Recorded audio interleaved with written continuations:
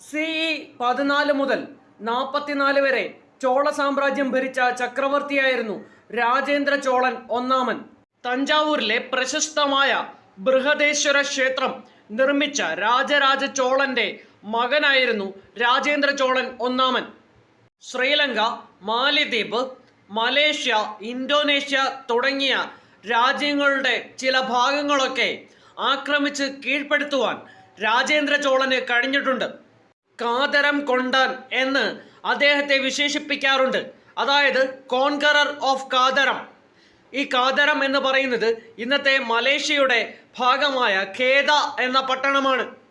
ചോള ഭരണത്തിൻ്റെ വ്യാപ്തി ഉത്തരേന്ത്യയിലും വ്യാപിപ്പിക്കാൻ അദ്ദേഹം ശ്രമിച്ചു. അതിൻ്റെ ഭാഗമായി ഗംഗാ സമതലം വരെ അദ്ദേഹം തൻ്റെ സൈനികരെ അയച്ചു. ഗംഗാ നദീതീരത്ത് വച്ച് പാല രാജവംശത്തിലെ രാജാവായിരുന്ന മഹിപാല ഒന്നിനെ അദ്ദേഹം പരാജയപ്പെടുത്തി. യുദ്ധാനന്തരം നാട്ടിലേക്ക് മടങ്ങുമ്പോൾ ഗംഗാ നദിയിലെ കുറച്ച് ജലം കൂടി അദ്ദേഹം കരുതി. അതിനാൽ അദ്ദേഹത്തെ ഗംഗൈകൊണ്ട ചോളൻ എന്ന് വിളിക്കുന്നുണ്ട്.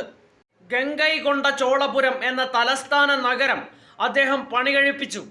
അവിടെ തഞ്ചാവൂരിലെ ബൃഹദേശ്വര ക്ഷേത്രത്തിന് സമാനമായി ഒരു വലിയ ക്ഷേത്രം അദ്ദേഹം പണികഴിപ്പിച്ചു.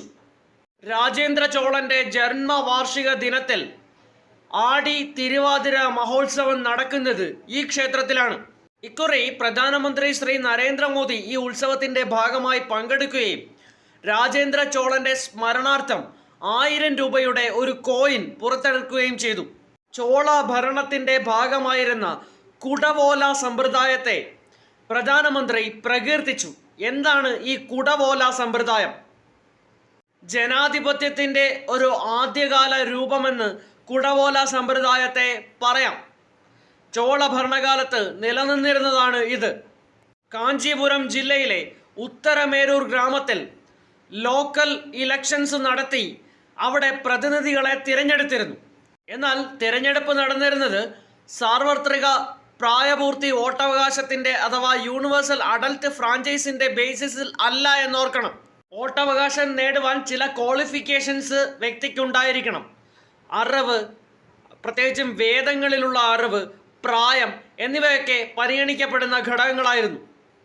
യോഗ്യരായ വോട്ടേഴ്സ് തങ്ങൾക്ക് ഇഷ്ടപ്പെട്ട സ്ഥാനാർത്ഥിയുടെ പേര് ഒരു ഓലയിൽ എഴുതി ഒരു കുടത്തിൽ നിക്ഷേപിക്കുന്നു. ഇതാണ് കുടവോല എന്നറിയപ്പെടുന്നത്.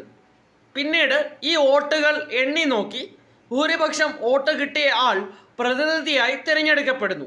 ഇതാണ് കുടവോല സമ്പ്രദായം.